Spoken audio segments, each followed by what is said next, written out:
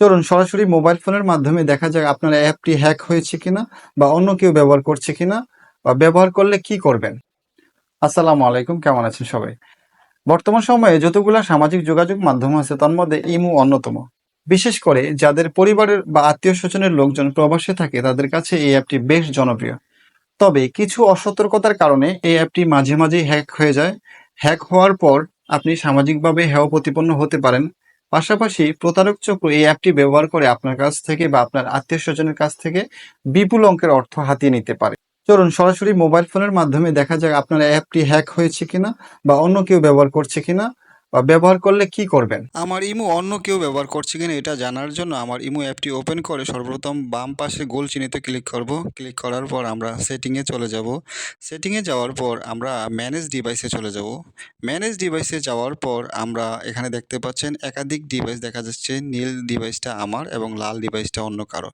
এক্ষেত্রে এই লাল ডিভাইসটা আমরা ডিলিট করে দেব, তাহলে আমার অ্যাপটি নিরাপদ হবে। আপনার ইমো নিরাপদ রাখতে কিছুদিন পর পর ডিভাইস ম্যানেজমেন্টটি চেক করবেন।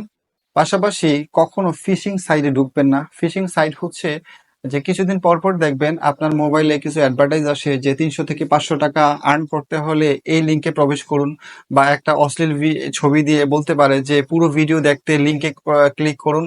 এই ধরনের ফিশিং সাইট আপনার মুতে আসতে পারে। এই লিঙ্কে কখনোই প্রবেশ করবেন না। দ্বিতীয়ত, নিজের একান্ত পরিচিত বা আপনজন ছাড়া কারো কাছে মোবাইল ফোন দিবেন না। সবচেয়ে ভালো হয় যদি আপনার এই অ্যাপটি লক করে রাখেন। সবচেয়ে গুরুত্বপূর্ণ বিষয় হচ্ছে যে ইমুতে কেউ আপনার কাছে টাকা চাইলে কখনোই তার সাথে কথা না বলে বা ভিডিও কলে শিওর না হয়ে তাকে কখনোই টাকা সেন্ড করবেন না।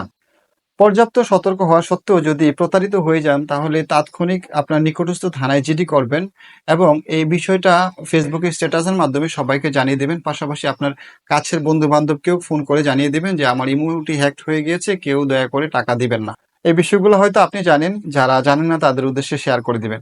ভালো থাকবেন সবাই। আসসালামু আলাইকুম।